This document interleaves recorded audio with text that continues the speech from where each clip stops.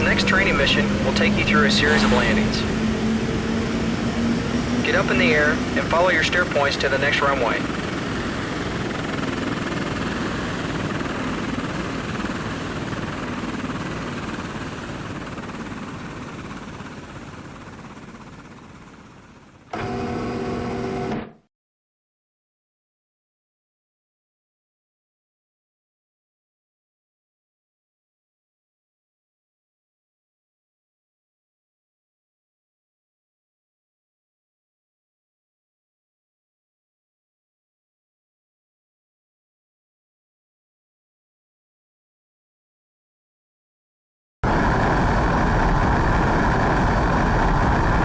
The last two steer points before landing are most critical.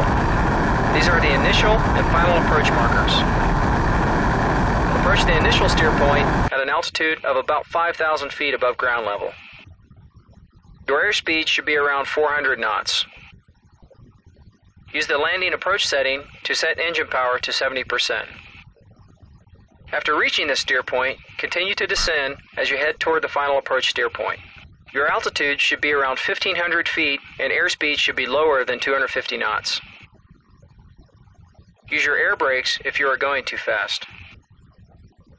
You must line the plane up with the runway while achieving the proper rate of descent and airspeed. Make sure the landing gear is down. You must do this manually. Your approach pitch should be about 10 degrees and your airspeed around 150 knots. As you touch down, keep the nose of the plane pitched up.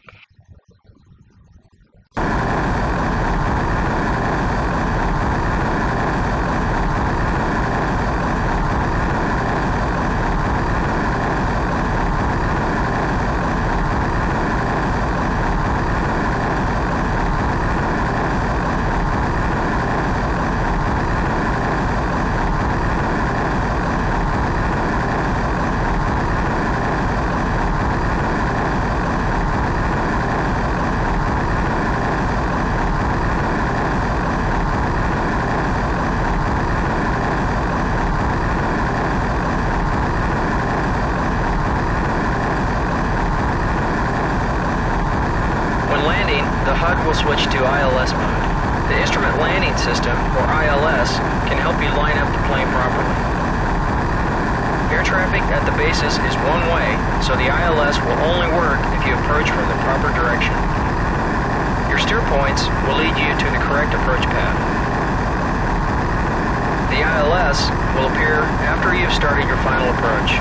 It appears on the HUD as two lines, one vertical and one horizontal.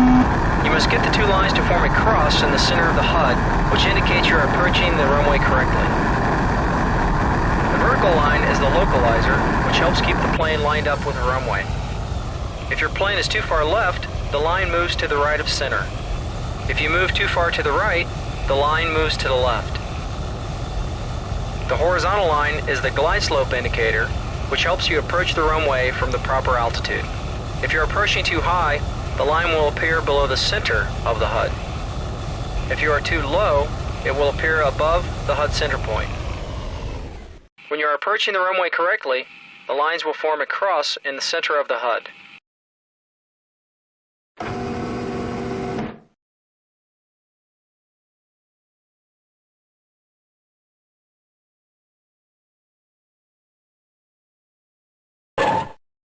Good job! You have now completed the second part of your training. Move on to the next phase of your training or continue to the next runway.